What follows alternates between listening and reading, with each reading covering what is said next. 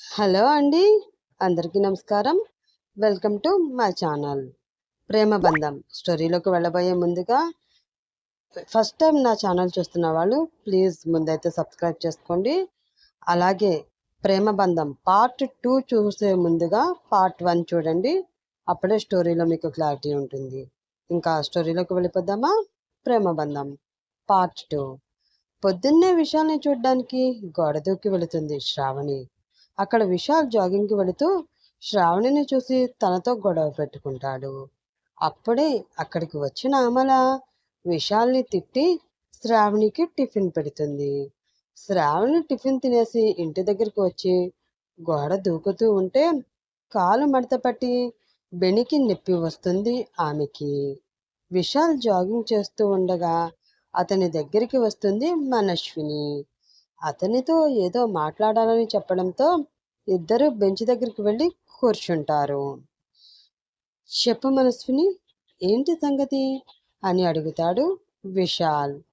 అది అది అంటూ నసుకుతూ I think I'm love with you Vishal అని కొంచెం ధైర్యం చేసి చెప్పేసింది మనస్విని. వాట్ అని షాక్ అవుతాడు విశాల్. ఎస్ విశాల్, నువ్వంటే నాకు చాలా ఇష్టం. నేను కాలేజీలో జాయిన్ అయినప్పటి నుంచి నిన్ను ఫాలో అవుతున్నాను.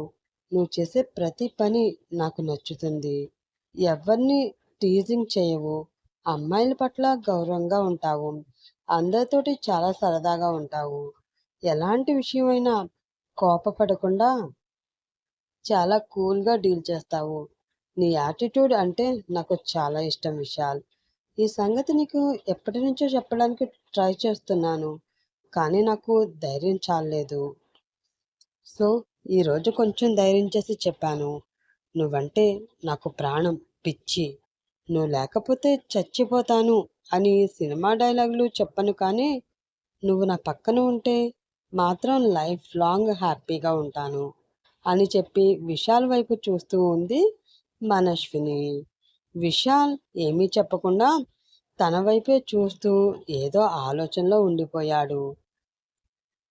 అది చూసి విశాల్ మొహం మీద చిటిక వేస్తుంది మనస్విని. దాంతో తేరుకున్న విశాల్, ఏంటి మనస్విని, పొద్దున్నే ఇంత షాక్ ఇచ్చావు అని అయోమయంగా ఫేస్ పెట్టి అంటాడు. మాట్లాడాలి అంటే నీకేమైనా ప్రాబ్లం ఏమో అనుకున్నాను, కానీ ఇలా ప్రపోజ్ చేస్తావని అనుకోలేదు. 2 సంవత్సరాలలో నా గురించి నీకు తెలిసింది. 18 సంవత్సరాలు కలిసి నాతోటే ఉంటున్న ఆ శ్రావణికి మాత్రం నా గురించి ఏమీ తెలియదు. ఇంత పాజిటివ్గా నాతో ఎప్పుడూ అది మాట్లాడలేదు. ఎప్పుడు చూడు యారా ఒరే గాడిద అని అంటుంది తప్ప విశాల్ అని ఎప్పుడూ ప్రేమగా పిలవదు అని అంటాడు విశాల్.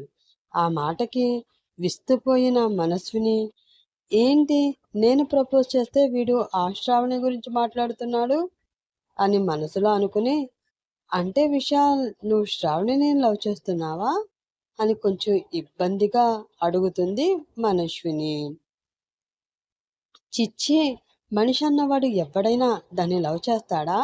అది నేను ఆ శ్రావణిని నో వే అని అంటాడు విశాల్.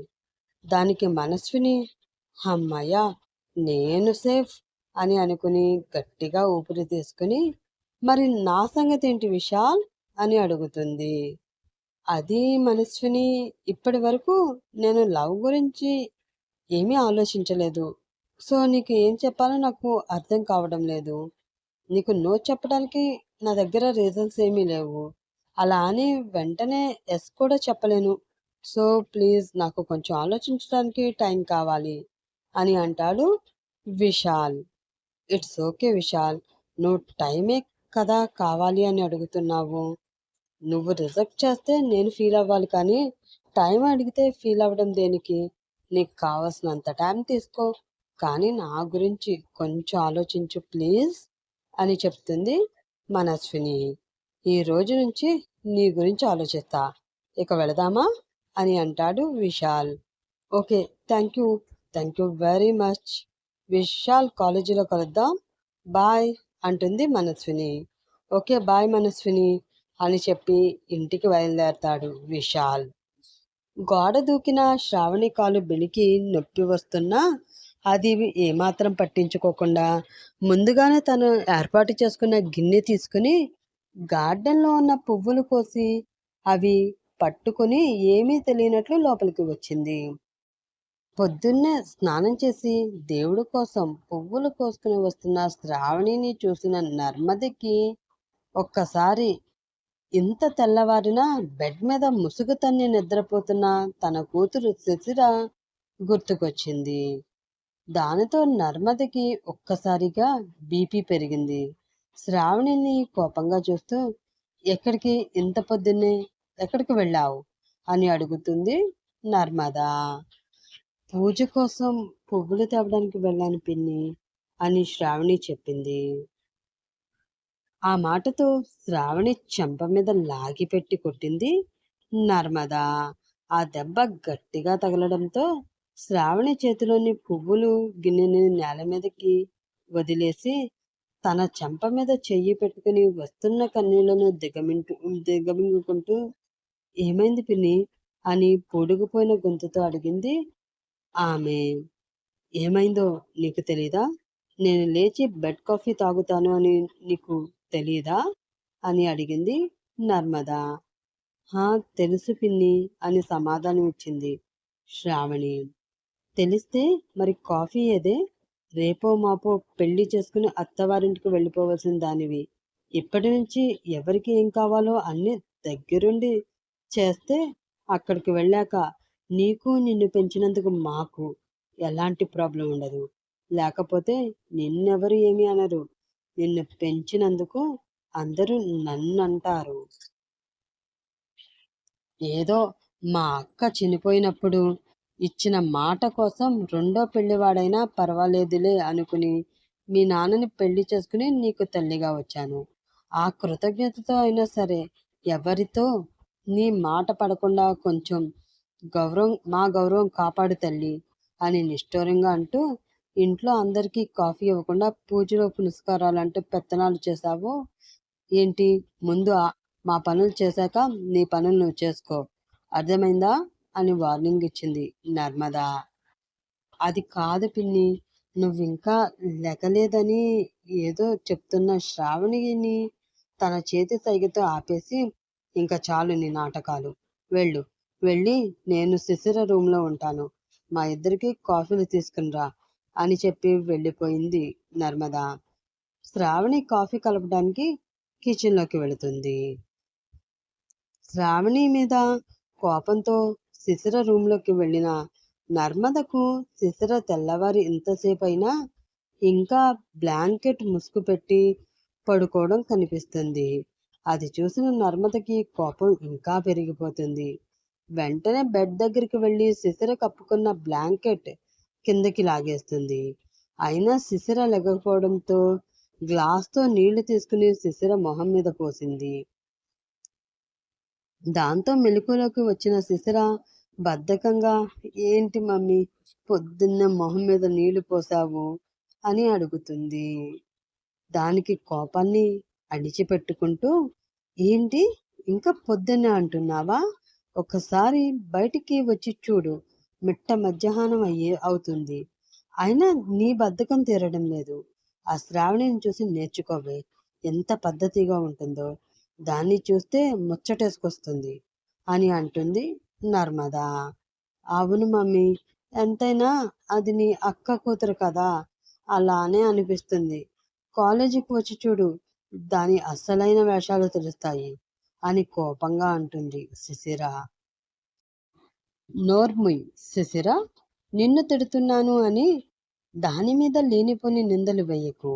శ్రావణి అలాంటి పిల్ల కాదు అని వారిస్తుంది నర్మద. అంతేలే మమ్మీ, నీకు నా మీద కన్నా దాని మీదే ప్రేమ ఎక్కువ.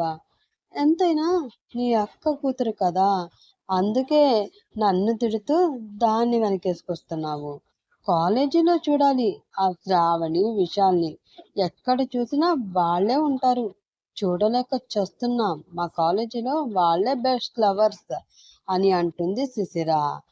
వాళ్ళిద్దరూ చిన్నప్పటి నుంచి బెస్ట్ ఫ్రెండ్స్, అందుకని కొంచెం క్లోజ్గా ఉంటున్నారేమో, దాన్ని మనం తప్పుగా అనుకోకూడదు కదా అని అంటుంది నర్మద. అది కాదు మమ్మీ అని శిశిర అంటూ ఉండగా డోర్ తీసిన సౌండ్ అవడంతో ఇద్దరూ సైలెంట్ అయిపోతారు. డోర్ తీసుకుని చేతిలో కాఫీ కప్పులో ట్రే పట్టుకుని వచ్చిన శ్రావణి తెచ్చిన కాఫీలలో ఒకటి నర్మదకిచ్చి ఇంకొక కప్ శిశిరకి ఇవ్వబోతూ ఉండగా, పొద్దున్నే మా అమ్మతో నన్ను తిట్టిస్తావా, నీ పని చెప్తా ఉండు అని మనసులో అనుకుని శ్రావణి చేతిలోని కాఫీ కప్ని తీసుకుంటున్నట్లు తీసుకుని స్లిప్ చేస్తుంది. దాంతో కాఫీ మొత్తం శ్రావణి చేతి మీద ఒలిగిపోతుంది. కాఫీ చాలా వేడిగా ఉండడం వల్ల శ్రావణి చెయ్యి కాలుతుంది. దానితో నొప్పి భరించలేక శ్రావణి వెంటనే అమ్మా అని అరుస్తూ ఏడుస్తుంది. కాఫీ చాలా వేడిగా ఉండడం వల్ల వెంటనే చెయ్యంతా బొబ్బలు వచ్చేస్తాయి. శ్రావణి అరుపుతో ఆఫీస్కి వెళ్ళడానికి రెడీ అవుతున్న జగన్నాథరావు కంగారు పడి ఏమైందో అనుకుంటూ రూంలోకి పరిగెత్తుకు వస్తాడు. విశాల్ మనస్వినిని ప్రేమిస్తాడా లేక శ్రావణిని ప్రేమిస్తాడా? శ్రావణి గురించి శిశిర చెప్పిన మాటలు నర్మద నమ్ముతుందా? శ్రావణి అరుపుతో కంగారుగా వచ్చిన జగన్నాథరావు శ్రావణికి చెయ్యి కాలడం చూసి ఏం చేస్తాడు? శ్రావణి తన ప్రేమ గురించి విశాల్కి చెప్తుందా? శ్రావణి ప్రేమ అనగానే ఉంటుందా లేక విశాల్తో పెళ్లి బంధంగా ముడిపడుతుందా? తెలుసుకోవాలంటే ఈ సిరీస్ తప్పకుండా ఫాలో అవుతూ ఉండండి. నెక్స్ట్ ఎపిసోడ్తో మళ్ళీ ముందుకు వచ్చేస్తాను. అప్పటి వరకు వెయిట్ చేస్తూ ఉండండి.